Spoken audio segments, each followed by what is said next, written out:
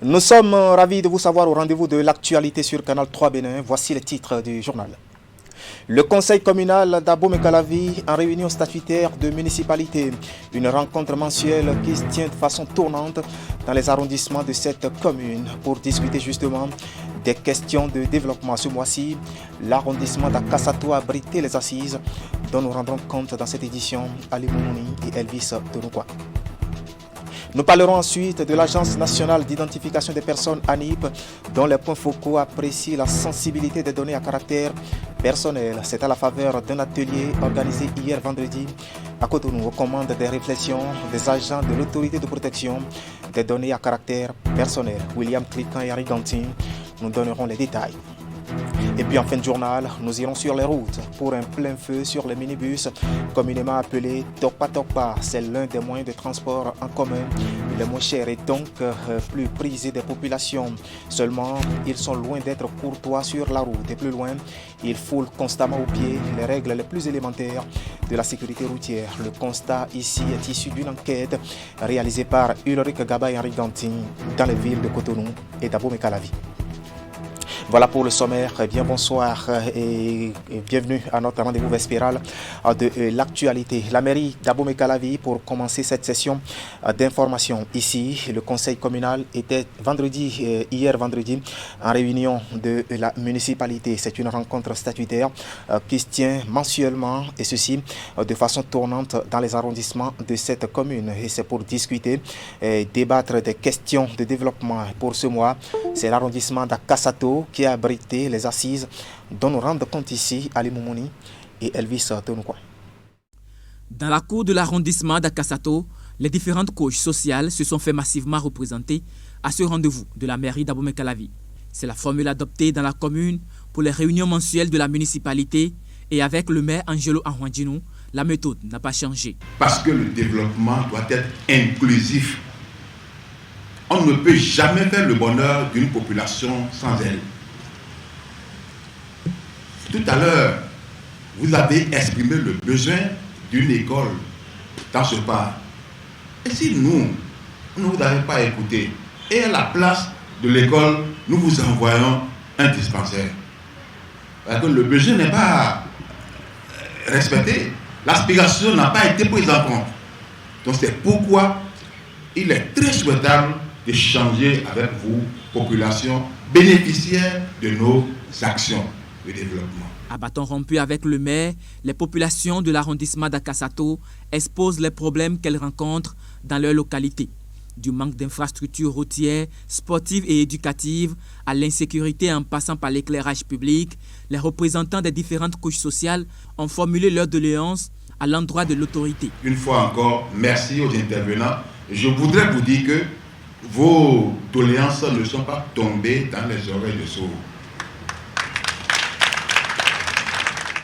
Départemental. Voilà, c'était bien sûr le compte rendu de cette réunion statutaire du conseil communal d'Abomey-Calavi.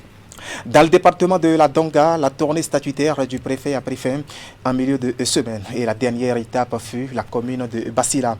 3 jours durant, Elias Oubiaou Aïne, accompagné des membres de la conférence administrative départementale, est allé à la rencontre des populations et les élus communaux au cœur des échanges, des questions liées au développement et à la gouvernance locale. Abdouraf Yahaya et Abdou Sabid Rissou nous font ici le point des étapes de Basila et de Kopargo. Suivez.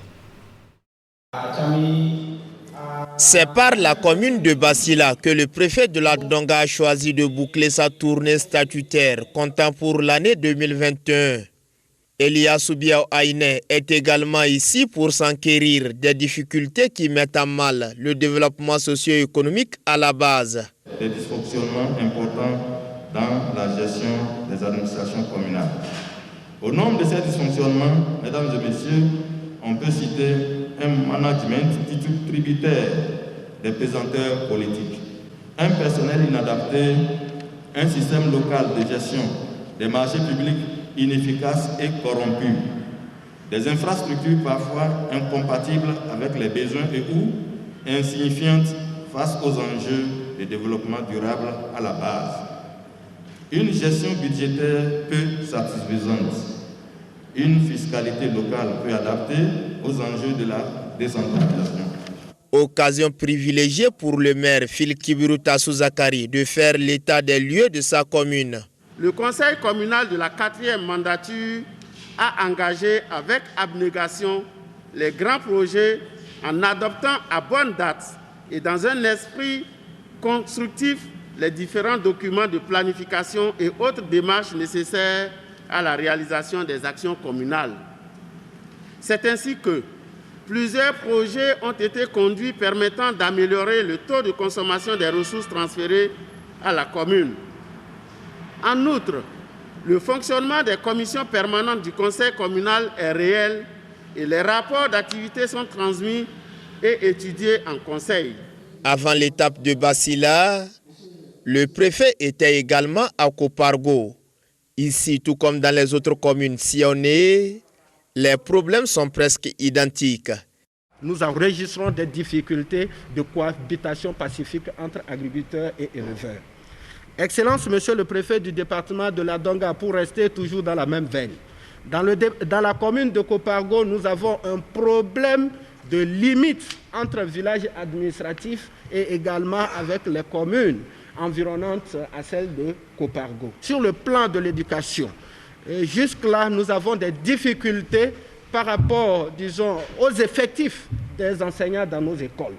Signalons qu'à chaque étape de cette tournée, une communication est donnée sur le respect des gestes barrières, les mesures préventives et surtout la nécessité et l'importance du vaccin anti-Covid. L'objectif étant de convaincre les indécis et les sceptiques à se faire vacciner. Cette stratégie de vaccination n'enlève pas en soi l'observance et l'obligation des gestes barrières.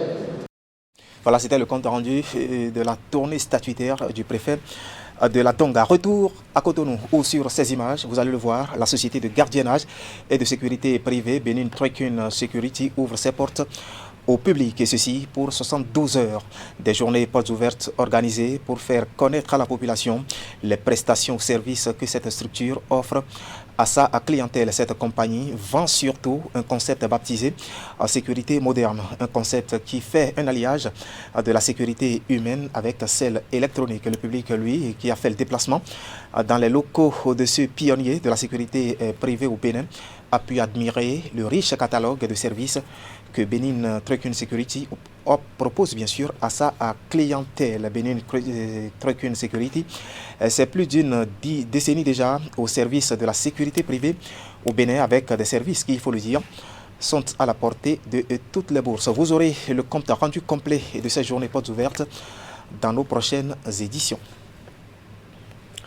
Toujours dans le même sillage, les étudiants de l'école polytechnique de l'université d'Abomey-Calavi sont allés à la découverte des activités du groupe Colas Afrique. C'est à l'occasion d'une journée porte ouverte initiée par l'entreprise. Nous allons faire le point avec Ingrid Day et Mofid Sabouan. Le groupe Colas Afrique ouvre les portes de son site de Wedo aux étudiants de l'école polytechnique d'Abomey-Calavi. Il s'agit en effet d'une journée porte ouverte organisée dans le cadre de la convention de partenariat consignée les deux structures en janvier 2021.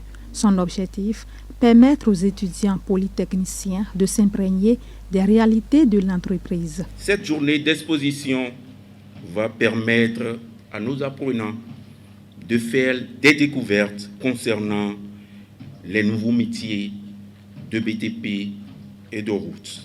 Elle leur permettra également de mieux comprendre comment s'organise le travail en équipe. Avides de connaissances, les étudiants se sont familiarisés avec le personnel de l'entreprise qui n'a pas manqué de satisfaire la curiosité de ces derniers. La journée porte ouverte a été également marquée par la remise d'attestation aux 11 étudiants de l'école polytechnique d'Abomey-Calavi ayant effectué un stage de 6 mois au sein de l'entreprise. Un stage qui a permis à 4 d'entre eux de décrocher une embauche au sein du groupe Colas. Colas Afrique, vous contribuez au développement de cette nation, car, comme l'a dit Nelson Mandela, l'éducation est l'arme la plus puissante qu'on puisse utiliser pour changer le monde. Nous vous demandons de continuer dans ce sens afin de rendre encore plus beau ce partenariat avec l'EPAC. Comme votre slogan, Colas, we open the way. Nous espérons que les autres sociétés du Bénin suivent cette voie ouverte par vous afin d'apporter la pratique à la formation universitaire et contribuer à l'insertion professionnelle et au développement des cadres de la société béninoise. Notre vocation première en tant qu'entreprise leader est de transférer les compétences. Nous en avons fait notre priorité chez Colas au Bénin. Transférer les compétences, contribuer à relever le niveau de nos capacités à mettre en œuvre des infrastructures, et notamment nos capacités locales. Des conseils de motivation ont été prodigués aux étudiants qui ont aussi eu droit au message en ligne du PDG du groupe Colas, Frédéric Gades. Les piliers de l'entreprise, sa devise et la responsabilité sociétale du groupe sont entre autres les mots forts de son adresse. La journée porte ouverte a pris fin par la visite des engins, des laboratoires et chantiers de Wedo et Tori. Tout à fait. Sur tout un autre plan, les points focaux de l'Agence nationale d'identification des personnes ANIP apprécient la sensibilité des données à caractère personnel. Ils le font à la faveur d'un atelier organisé depuis hier vendredi à Cotonou aux commandes des réflexions des agents de l'autorité de protection des données à caractère personnel. Le compte rendu de William Cliquant et Riganti est présenté ici par Wahab Ali Para. Ces acteurs à la base dans les structures déconcentrées de l'Agence nationale d'identification des personnes sont ceux qui s'exposent le plus à la manipulation des données personnelles. Le traitement de ces informations servant à identifier les Béninois relève d'une délicatesse qu'ils n'ignorent point. Et c'est pour une meilleure efficacité dans la gestion de ces données rigoureusement encadrées par l'État que cette formation a été organisée. Le personnel de l'ANIP a accès aux données à caractère personnel et donc aux données ayant des liens avec la vie privée des personnes.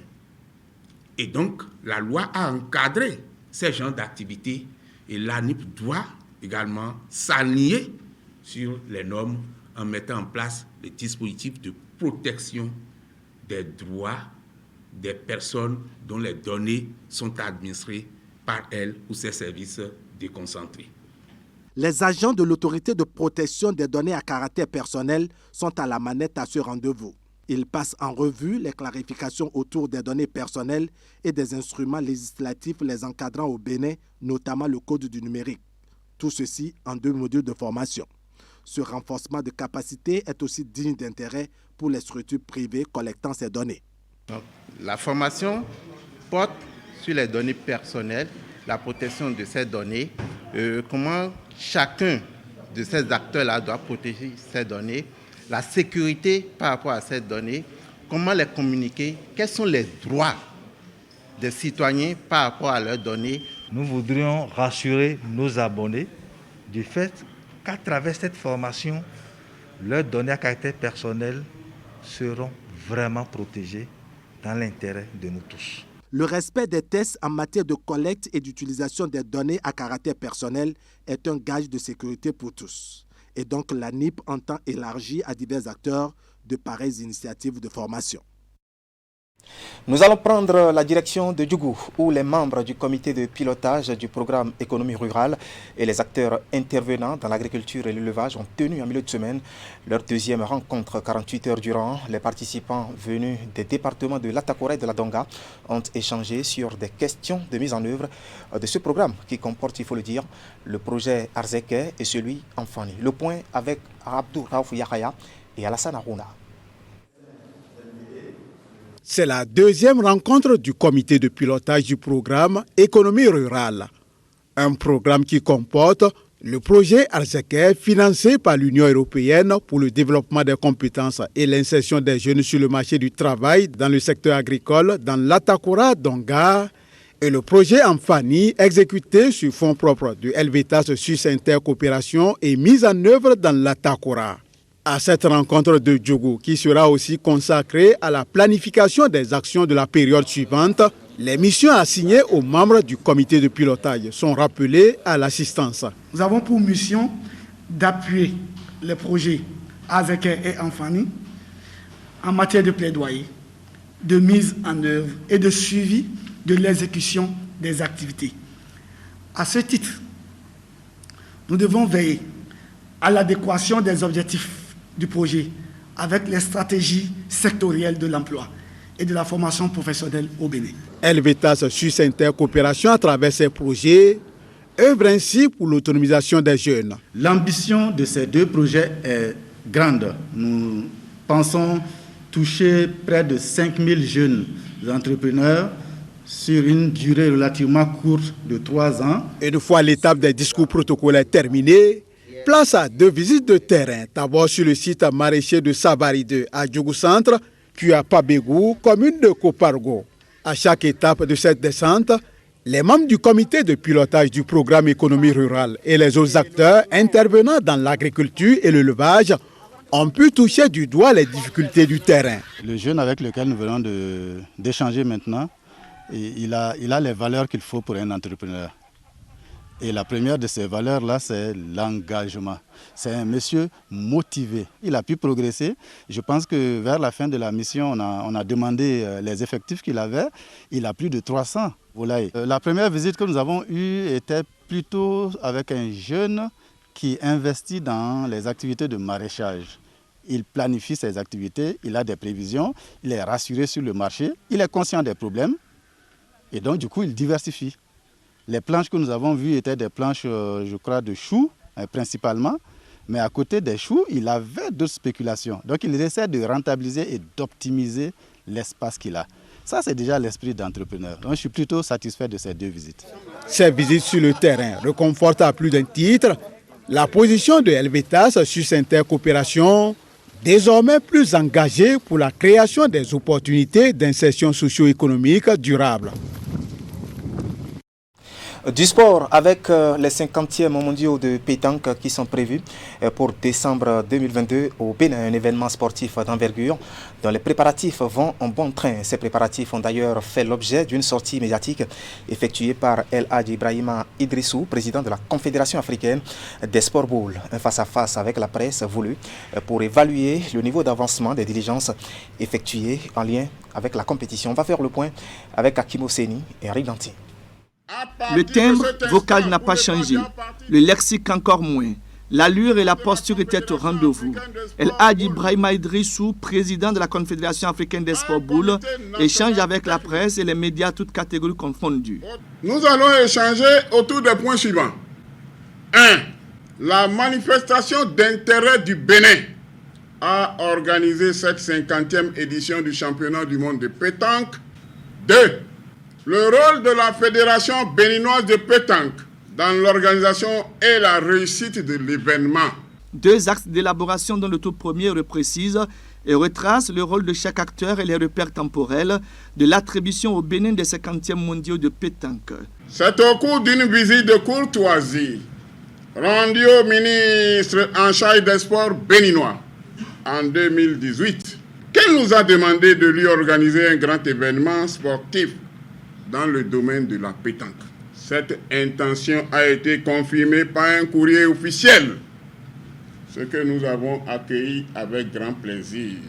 Aussitôt, en notre qualité du président de la Confédération africaine de sport boule, nous avons engagé le processus auprès du président de la Fédération internationale de pétanque et jeux provençal, M. Claude Azema, et son comité exécutif, qui ont fini par donner leur avis favorable. Cotonou sera donc sous les feux de la rampe en décembre prochain, dans très exactement 1 an. Le temps paraît long, mais l'immensité et l'envergure de la compétition obligent à une veille permanente. Sur ce coup, le président de la CASB constate que la Fédération béninoise de pétanque marque le pas et affiche au compteur nonchalance et passivité. Après donc ce premier pas de géant dans l'organisation, sur demande de la Confédération africaine des sports boules, un comité national technique autorisé par le Conseil des ministres, fut mis sur pied. Mais tout porte à croire qu'au jour d'aujourd'hui, rien ne bouge à ce niveau à un an de l'événement.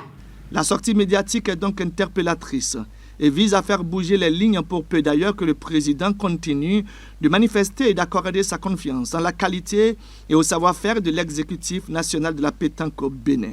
Eu égard à tout ce qui précède, la Confédération africaine de sport boule par notre voix entend encore une fois rappeler à la Fédération béninoise de pétanque que l'organisation de la 50e édition du championnat du monde de pétanque qui aura lieu à Cotonou en décembre 2022 lui incombe à partir de ce moment. La mission de la Confédération africaine de sport boule pour la suite jusqu'au déroulement du championnat ne devait qu'être consultative. Les mondiaux de pétanque Cotonou 2022, c'est du 8 au 11 décembre. Voilà, on prend donc date. Pour mettre un terme à cette édition, allons sur les routes. Et c'est pour un plein feu sur les minibus communément appelés Tokpa Tokpa. Et c'est l'un des moyens de transport en commun les moins chers. Et donc, très prisés des populations seulement. Ils sont très loin d'être courtois dans l'exercice de leurs fonctions. Ils foulent même, il faut le dire, et foulent aux pieds les règles les plus élémentaires de la sécurité routière. Les images que nous allons vous montrer sont issues d'une enquête réalisée par Ulrich Gaba et Harry Ganti dans les villes de Cotonou et d'Abomey-Calavi. Regardez.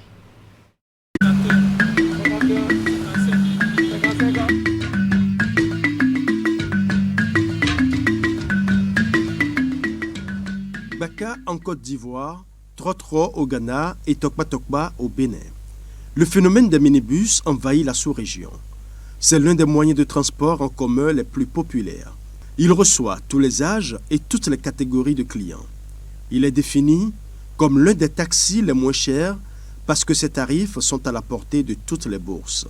Les dames du marché, les gens qui vont au marché aller payer, les étudiants du campus, bon, c'est des gens comme ça un peu que nous prenons. On choisit Tokpa Tokpa parce que c'est à la portée de toutes les bourses avec ce qui se passe. On ne vend pas. Et puis la facilité avec Tokpa, c'est mieux, on dépense moins. De Tokpa à Calavi, c'est trop, c'est 300. Donc des fois, certains clients disent non pas 300, ils négocient, on les prend 250 ou 200 des fois. Aller-retour, ça nous fait 600. Maintenant, si tu veux descendre à Aconville pour rentrer chez toi, si c'est pas loin, moi par exemple, si je pars et je reviens, je dépense 800. Alors qu'avec le taxi, je risque de dépenser plus de 1500. Malgré leur coût relativement bas, les minibus Tokpa Tokpa sont peu courtois dans la circulation routière. Souvent vétustes et sans aucun confort, ils sont passés maîtres dans l'indiscipline et le non-respect du code de la route. À la quête de clients, ils s'arrêtent n'importe où et n'importe comment, sans se soucier des autres usagers de la route. Ce qui occasionne dans bien des cas des accidents parfois graves. Des fois, quand les policiers les attrapent sur le trottoir, ils viennent sur le pas. Et maintenant, comme on ne les attrape plus, ils restent en haut là-bas pour pouvoir charger les clients. Il faut qu'on les mette sur l'autre parce qu'il y a trop de jeunes qui sont dedans aujourd'hui maintenant qui ne savent pas prendre un passager, il faut aller sur le gare, ils ne savent pas. Le problème est que pour conduire seulement, vous va-et-vient pour chercher ce qu'il veut actuel. C'est vrai qu'on veut bien qu'on régularise un temps soit peu cette situation-là, surtout au temps de Covid maintenant, si la police peut être un peu plus rigoureuse, parce qu'ils nous prenaient 250. Mais quand le Covid est venu, ils nous ont dit que il y aura moins de passagers. Donc on va commencer par payer 300. Et c'est ce qu'on a commencé. Néanmoins, ils ne respectent pas la distanciation. Pour les chauffeurs et les responsables syndicaux de ce secteur, les chargements et déchargements hors des parcs sont dus au fait que les clients préfèrent attendre les bus aux abords des voies. Les parcs sont souvent vides et pour rentabiliser sa journée, le conducteur se retrouve dans l'obligation de faire le trottoir à la quête de passagers. Jusqu'à présent, je suis au niveau du parc actuellement. Jusqu'à l'heure là, je n'ai pas encore trouvé de passagers et tout est bouleversé encore. Si on ne trouve pas les passagers sur le parc, c'est en roulant sur la voie, c'est en ce moment-là que nous, les véhicules Tokpa, nous trouvons des passagers à prendre. Les clients aussi nous taquinent parce que comme on n'a pas un bon défenseur pour nous guider comme il faut, donc tous les passagers, quand ils nous voient, ils nous traitent comme des délinquants. Je ne veux pas qu'on les attrape, mais il faut qu'on les sensibilise un peu pour qu'ils reviennent sur le parc. Sinon, moi, quand je parle, c'est à cause des accidents que moi je parle. À quoi dire, on n'a pas l'argent, donc ils n'ont qu'à nous laisser avec notre Tokpa. La seule chose qu'on leur demande, c'est de régulariser un peu le surcharge, c'est tout. Passagers, chauffeurs et responsables syndicaux de parc sont tous conscients de la délicatesse de la situation. Ils espèrent un réaménagement organisationnel au sein de la corporation pour la rendre plus respectueuse du code de la route. Voilà, c'était un plein feu sur les minibus appelés Tokpa. Et c'est l'essentiel à retenir ce soir quant à l'actualité sur Canal 3 Bénin. Derrière moi, toute une équipe composée de journalistes et de techniciens vous remercie de nous avoir suivis. Restez en compagnie de nos programmes. Moi, je vous retrouve demain dimanche, si Dieu nous prête vie. Bonne suite de week-end à toutes et à tous et à demain.